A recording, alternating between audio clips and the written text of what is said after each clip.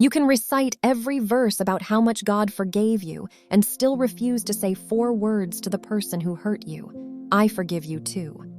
Stay with me to the end of this, because what finally broke that standoff in me is not what I expected. Screenshot it if you need to. I had a whole theology built around my own forgiveness. I could tell you exactly why God did not hold my worst moments against me.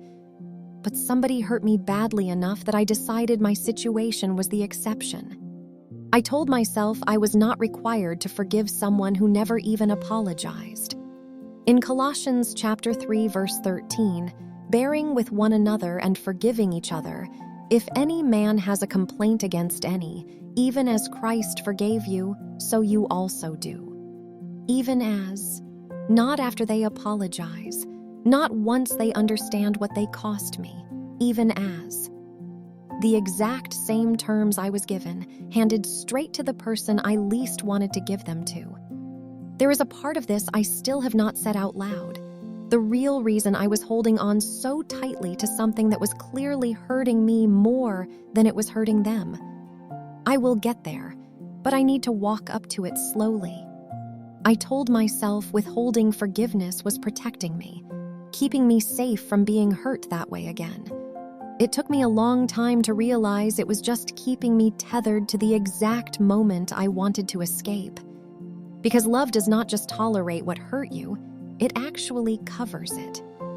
In 1 Peter chapter 4, verse 8, above all things be earnest in your love among yourselves, for love covers a multitude of sins. Covers, not excuses, not pretends it did not happen.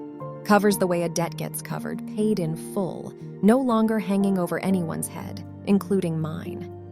What actually broke me open was a story Jesus told about a servant who owed a debt he could never repay in a lifetime. The king forgave the whole thing on the spot. In Matthew chapter 18, verses 32 and 33, "You wicked servant, I forgave you all that debt because you begged me. Shouldn't you also have had mercy on your fellow servant, even as I had mercy on you?" I read that and felt sick because I recognized myself immediately. I had been forgiven a debt I could never have repaid, and I was still holding somebody else to a payment plan for theirs.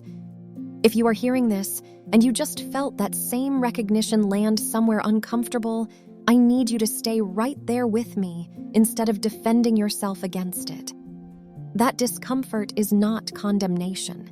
It is the exact moment things start to change. Here's the part I kept avoiding. What I actually wanted was not justice. I wanted them to hurt the way I hurt. I wanted to be the one who got to decide when the debt was paid. But that was never my job to begin with, and holding on to it was costing me more than it was costing them. In Romans chapter 12, verse 19, "Don't seek revenge yourselves, beloved, but give place to God's wrath. For it is written, 'Vengeance belongs to me, I will repay,' says the Lord." Vengeance belongs to him, not to me. Which means I had been carrying a job that was never mine, doing it badly, and letting it eat me alive in the process. I am not the only one carrying somebody else's payment plan. Some of you are still adding interest to a debt God already marked paid, checking the balance on something he closed out a long time ago. What finally moved me was realizing forgiveness was never just about setting them free. In Luke chapter 6, verse 37, Jesus said, "Don't judge and you won't be judged. Don't condemn and you won't be condemned. Set free and you will be set free." Set free, both of us. The same act, the same moment, releasing 2 people instead of 1, and only one of us knew it was happening at the time. I said the 4 words out loud finally. I forgive you too. Nothing about what they did changed. Everything about what I was carrying did. The debt was never yours to collect in the first place. Let it go the way yours was let go, not because they earned it, but because you already know what it feels like to be forgiven for something you could not have paid back on your own. If that found you today, comment "faithful" so we can pray over what you are carrying. Stay close, because we left something for you at the very end.